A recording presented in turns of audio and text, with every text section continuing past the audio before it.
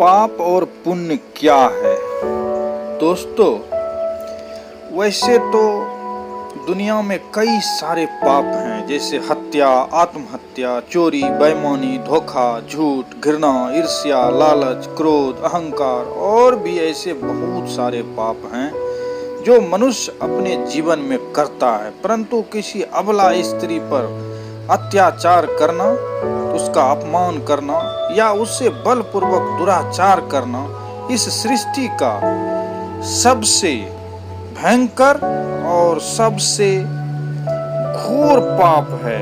इसमें सबसे बड़ी बात तो यह है कि अन्य सभी पापों का प्रायश्चित किया जा सकता है और उसके अतिरिक्त इन सब पापों में माफी भी मिलने की संभावना है। परंतु इस पाप के लिए आपको ना तो भगवान माफ कर सकते हैं और ना ही इसका प्रायश्चित किया जा सकता है। ऐसा सिर्फ हम नहीं कहते, बल्कि हमारे धर्म ग्रंथों में भी ऐसा लिखा गया है।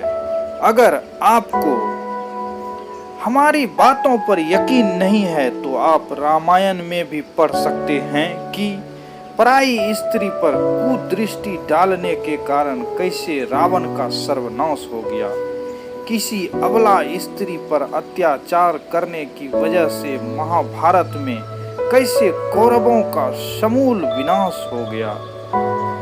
महाबली बाली का अंत भी पराई स्त्री पर कुदृष्टि डालने के कारण हुआ था। केवल यही नहीं, ऐसे और भी हजारों उदाहरण हैं जिससे साबित होता है कि जिसने भी किसी अबला स्त्री का अपमान किया है उसका इस दुनिया से नामो निशान मिट गया है। दोस्तों, नारी शक्ति का स्वरूप है। हमारे धार्मिक पुस्तकों में स्त्री को देवी का स्थान दिया गया है। इसलिए स्त्री चाहे किसी भी रूप में हो, एक माँ के रूप, एक बहन के रूप में, एक पत्नी के रूप में या अन्य किसी भी रूप में हो, हमेशा उसका आदर सम्मान करना चाहिए और किसी पराई स्त्री के प्रति अपने मन में वासना का भाव नहीं लाना चाहिए। अन्यथा इस भयंकर पाप के लिए इस धरती के साथ साथ नरक में भी भयंकर दंड भोगना पड़ेगा। धन्यवाद।